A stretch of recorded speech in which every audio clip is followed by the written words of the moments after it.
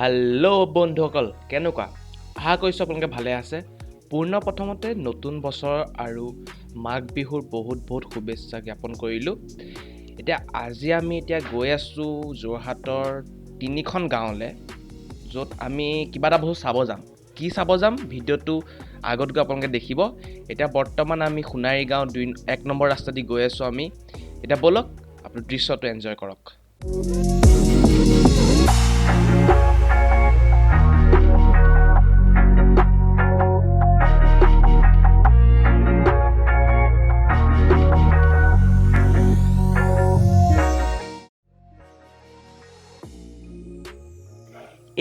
আমি আহি পালোহি এয়াৰফ'ৰ্চ ষ্টেচন, যোৰহাটৰ যোনটো এয়াৰফ'ৰ্চৰ ফেচিলিটি আছে তাত পালোহি। এই এয়াৰফ'ৰ্চৰ ফেচিলিটিটো পাৰ হৈ পিনে আৰু আমি গাঁওকেইখন পাম আৰু গাঁওকেইখন ষ্টাৰ্ট হ'ব। খালি কথা এটা হৈছে যে মোৰ লগৰজনৰ বহুত ভোক লাগিছে। আপোনালোকক কোৱাই নাই ন, অকল মোৰ লগত মই অহা নাই অকলে, মোৰ লগত এজন লগৰ আহিছে, কৌশিক। আমি ব'লক আগলৈ গৈ পেলাই আমাৰ যেতিয়া মুখকেইখন দেখাম তেতিয়া গম পাব কোনজনৰ কথা কৈছোঁ। খালি ওচৰে পাজৰে দোকানখন বিচাৰি পোৱা নাই, ক'ত খালে ভাল হ'ব।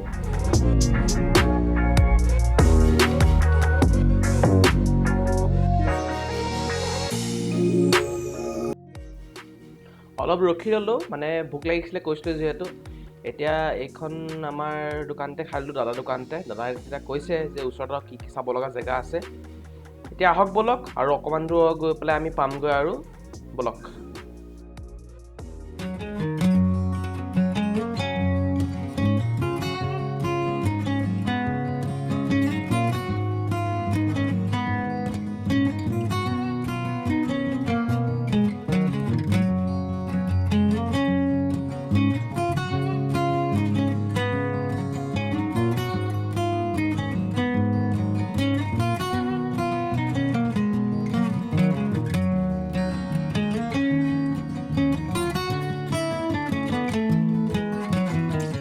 বন্ধুসকল, মই আহি পালোহি চৰাইবাহী 2 নম্বৰ গাঁৱলৈ। আপোনালোকে দেখিছে পিছফালে যে দিল্লীৰ যন্তৰ মন্তৰটোৰ নিচিনা এটা ভেলাঘৰ সাজি তুলিছে গাঁৱৰ মানুহখিনিয়ে। তো ব'লক আমি ভিতৰটো চাওঁ, কেনেকুৱা কি কৰিছে, কেনেকুৱা প্ৰস্তুতি চলিছে, ব'লক।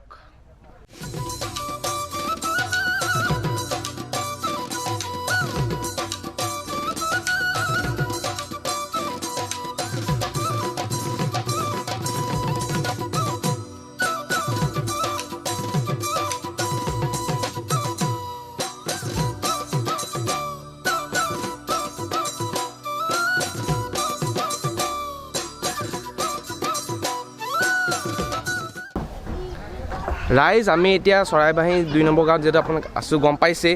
মই আছোঁ মানিকদাৰ লগত। মানিকদা অকণমান জানিম যে ভেলাঘৰটো আইডিয়াটো কাৰ আৰু ভেলাঘৰটো কেনেকৈ বনালে। আৰু মই শুনিছোঁ ইয়াত ভেলাঘৰটো এইবছৰটো বনাইছে, কিন্তু এনেকুৱা ডিজাইনত এওঁলোকে বহুত বছৰ আগৰ পৰা বনাই আছে। মানিকদা নমস্কাৰ, মোৰ নাম মানিক বৰা। হয় মানিকদা, আপুনি ক'বচোন আপোনালোকৰ এই ভেলাঘৰটো বনাওঁতে কিমানমান সময় লাগিলে? হয়, আমি পোহৰ 1 তাৰিখৰ পৰা আৰম্ভ কৰিছোঁ। পোহৰ 1 তাৰিখৰ পৰা আৰম্ভ কৰি কালি সমাপ্ত কৰিছোঁ। কাম অলপ আছে, তেওঁ কৰি আছে আৰু ৰাইজে। হয়, এনেই মানুহৰ কেনেকুৱা ছাপোৰ্ট পাইছে? মানুহৰ সমাগমটো ভাল। আমাৰ গাঁৱৰ সকলো ৰাইজে সহায় সহযোগ কৰিছে। বুঢ়াৰ পৰা ধৰি বুঢ়া বুঢ়ী সকলো ল'ৰা ছোৱালী সকলোৱে সহযোগ কৰিছে, ভাল পাইছোঁ আমি। হয়, মই এনেই চৰাইবাহী আপোনালোকৰ গাঁৱলৈ আহোঁতে দেখিছিলোঁ বেনাৰ এখনত যে আপোনালোকে আগতেও বনাইছিলে। বনাইছোঁ। কিমান বছৰ হ'ল আপোনালোকৰ এই কামটোত? এইবাৰ 7 বছৰ ৰানিং হৈ আছে। প্ৰথমতে আমি এটা এনেই এলপেটনৰ ঘৰ বনাইছিলোঁ, তাৰপিছত এটা দুমলীয়া ঘৰ বনালোঁ, তাৰপিছত বনালোঁ আপোনাৰ টাইটানিক জাহাজখন। টাইটানিক জাহাজত আমি নিউজ ক্লাবৰ ফালৰ পৰা 2nd পজিশ্যন পাইছিলোঁ। তাৰপিছত কোমৰ বসুন্ধৰা বনালোঁ, তাৰপিছত বনালোঁ আপোনাৰ চন্দ্ৰমহলত 1st পজিশ্যন পালোঁ। তাৰপিছত বনালোঁ চন্দ্ৰযান 2। তাৰপিছত এইবাৰ আমি ভেলাঘৰ ওপৰত লৈছোঁ যন্ত্ৰ মন্ত্ৰ। হয়, এইটো আপোনালোকে যন্ত্ৰ মন্ত্ৰ বনাব বুলি আইডিয়াটো কেনেকৈ আহিলে? যন্ত্ৰ মন্ত্ৰৰে বনালে যে? হয়, আইডিয়াটো আমাৰ কি আৰু গাঁৱৰ গোটেই ল'ৰা সোপা গোট খাওঁ প্ৰথমতে। তাৰপিছত মোবাইলত নেটটো চাওঁ, বোলো কিনো বিল্ডিং আছে বাহিৰত, দিল্লী তেনেকৈ। তাৰপৰা দেখোঁ জিটি আহি যায়। তাৰপৰা বোলো এইটোকে এইবাৰ ধৰক যন্ত্ৰ মন্ত্ৰকে বনাওঁ। হয়, ঠিক আছে, বহুত ধন্যবাদ ইমানখিনি সময় দিয়াৰ বাবে। ৰাইজ চৰাইবাহী গাঁৱত অহাৰ পিছত আমি মানস দাক লগ পালোঁ। মানস দাৰ লগত কথা পাতি ইমান ভাল লাগিলে, আমাক চব চিনাকি কৰি দিলে। মানস দা আমাৰ চেনেলটোৰ প্ৰতি কিবা আপুনি ক'ব বিচাৰিব নেকি? তোমালোকৰ চেনেলটো মই চাওঁ, ছাবস্ক্ৰাইব কৰোঁ। সকলো ৰাইজকে এইটোৱে আহ্বান কৰিম যে লাইক কৰক, ছাবস্ক্ৰাইব কৰক। আমি এতিয়া মানে কৃষ্ণদাহঁতৰ ঘৰত আছোঁ। কৃষ্ণদা হৈছে আপোনাৰ চৰাইবাহী য'ত আহিছিলোঁ তাতে। আমি এতিয়া পিকুদাক লগ পালোঁ। পিকুদাই পেপা বজাই অকণ দেখাম বুলি কৈছে। নমস্কাৰ দেই। অকণমান বিহু বুলি আহিলোঁ কৃষ্ণৰ ঘৰ। ভাল লাগিলে, কৃষ্ণই মাতি আছিলে কিন্তু আহিব নোৱাৰিলোঁ। কিন্তু আজি বিহু আগদিনা বোলো যাওঁ এপাক, তাক মাতষাৰ লগাইছোঁ তেনেকৈ বুলি আহিলোঁ। অকণমান বিহু বুলি পেপাকে বজাইছোঁ।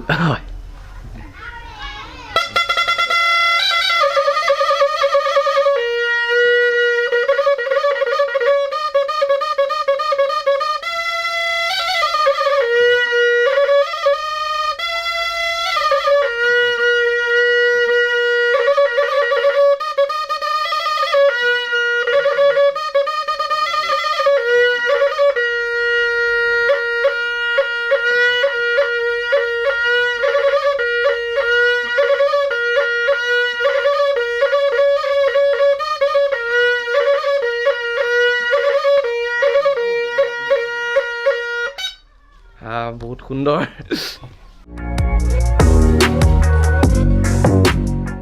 চৰাইবাহী গাঁৱততো বহুত ভাল লাগিলে। এতিয়া আমি নেক্সট গাঁওখনলৈ যাওঁ ব'লক। এতিয়া আমি গৈ আছোঁ ঢুলীয়া গাঁৱলৈ। ইয়াত ঢুলীয়া গাঁৱলৈ যোৱা ৰাস্তাটো হয়।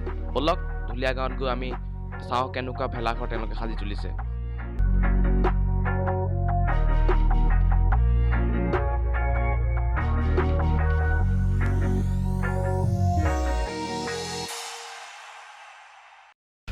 গাইজ আমি এতিয়া আহিছোঁ ঢুলীয়া গাঁৱলৈ। মানে কৈছিলোঁ যে চৰাইবাহী গাঁৱৰ পৰা অকণমান আগলৈ ঢুলীয়া গাঁও। ঢুলীয়া গাঁৱতো ভেলাঘৰৰ এটা ধুনীয়াকৈ কৰি তুলিছে। এয়া আমাৰ লগত মনোজ দা আছে। মনোজ দা দায়িত্বত আছে। মনোজ দা অকণ কওকচোন আপোনালোকৰ কেনেকুৱা এইবাৰ প্ৰস্তুতি? হয়, প্ৰস্তুতি আমি মোটামুটি ভালেই চলি আছে। মানে ভেলাঘৰটো আমাৰ সম্পূৰ্ণ হ'ল বনোৱা অলৰেডি। আমি তোমাৰ ধৰি লোৱা পুহৰ প্ৰথম ভাগৰ পৰাই আমি কৰিছিলোঁ প্ৰস্তুতি। হয়। আৰু এতিয়া মোটামুটি আমি কালি আমি আমাৰ মানে ভেলাঘৰটো সম্পূৰ্ণ কৰিলোঁ। অঁ, আমি শুনিছোঁ আজি কিবা আপোনালোকৰ ইয়াত প্ৰগ্ৰেমো চলিব বুলি। প্ৰগ্ৰেম মানে আপোনাৰ আমাৰ থলুৱা শিল্পী আছে দুজনমান আমাৰ লগত একেলগে আমি সংগীত চৰ্চা কৰা মানুহ। হয় হয়। তেওঁ দুজনমানক মাতি দিছোঁ। তেওঁলোকে মানে ধৰি লওক আমি এটা বিহুৰ সৰু সুৰা অনুষ্ঠান পৰিৱেশন কৰিম। লগতে স্থানীয় নিউজ মানে সংবাদ চেনেল দুটামানো আহিব। আচ্ছা, বহুত বহুত ধন্যবাদ আমাক ইমান সময় দিয়াৰ বাবে। কিন্তু আমি কৈ অহা নাছিলোঁ এখেতসকলক, কিন্তু তথাপিতো আমাক সময় অকণ দিলে। বহুত বহুত ধন্যবাদ। ঠিক আছে দিয়ক, আমি আৰু এজেগাত আছে চাবলৈ, সেই জেগাটো চাই পেলাই ভিডিঅ'টো খতম কৰিম।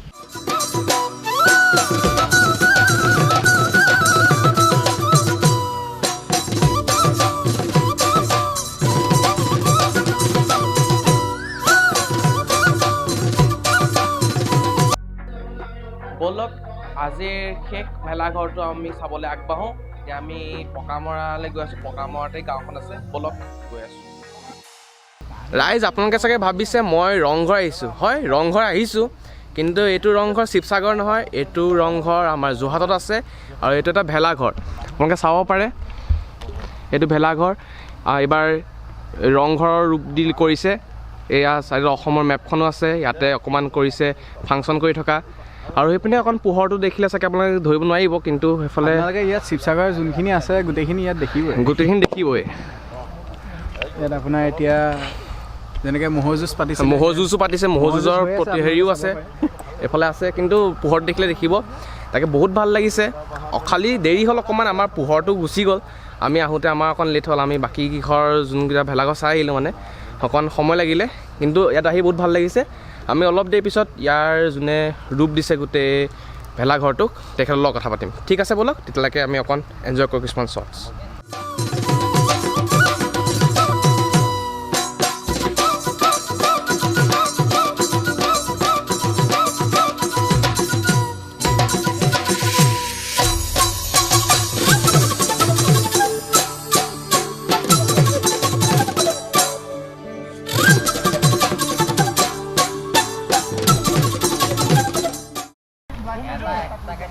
আপোনালোকক যিহেতু এতিয়া কৈছোঁৱেই মই যে লেহেটিয়ানী চাপৰিত আছোঁ, খেলপথাৰত আছোঁ। এতিয়া আমাৰ লগত দাদা আছে, অনিমেশ দা। অনিমেশ দাৰ পৰা আমি জানিম ইয়াত কেনেকুৱা কনচেপ্ট লৈছে, কেনেকুৱা প্ৰস্তুতি চলিছে। ব'লক আহক এতিয়া অনিমেশ দাক সোধোঁ। অকণ পোহলা এয়া অনিমেশ দাই আমাৰ অসমত কৰে।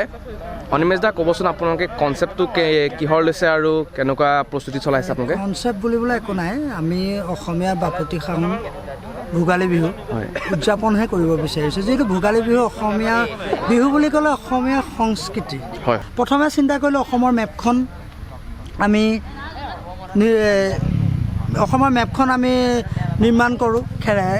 অসমৰ মেপখন নিৰ্মাণ কৰাৰ পিছতে আমি চিন্তা কৰিলোঁ যে অসমৰ মেপখনে অসমৰ কীৰ্তিচিহ্ন হিচাপে ঐতিহাসিক কীৰ্তিচিহ্ন, সেই হিচাপত আমি ৰংঘৰটো নিৰ্মাণ কৰাৰ প্ৰস্তুতি ল'লোঁ। লগতে যিহেতু আমাৰ এই ৰংঘৰ আছে, ৰংঘৰৰ লগত বিহু এটা পৰম্পৰাগত হেৰি আছে। ধৰক আমাৰ ভোগালী বিহু এটা পৰম্পৰা, ৰংঘৰৰ বাকৰিত আমি সেইকাৰণে আমি চিন্তা কৰিলোঁ যে ম'হযুঁজৰ প্ৰতীকটো দিব পাৰি নেকি। যিহেতু ভোগালী বিহুৰ লগত ম'হযুঁজটো এটা পৰম্পৰাগত এটা দিশ আছে, পৰম্পৰাগত বুলিয়ে ক'ব পাৰি। পৰম্পৰাগত ম'হযুঁজটো হয়, খেনো জেগাত হয়, খেনো জেগাত নহয়। কিন্তু আমি ভাবিলোঁ যে এই ম'হযুঁজটো যেতিয়া এটা পৰম্পৰাগত বিহুৰ লগত সংলগ্ন বস্তু, সেয়েহে আমি ম'হযুঁজটো প্ৰতীকী ৰূপত দিব পাৰোঁ নেকি। সেয়ে আমি চিন্তা কৰি পেলাই প্ৰতীকী ৰূপত ম'হযুঁজ কাঠিৰে আমাৰ স্থানীয় শিল্পীসকলৰ হাতৰ পৰশত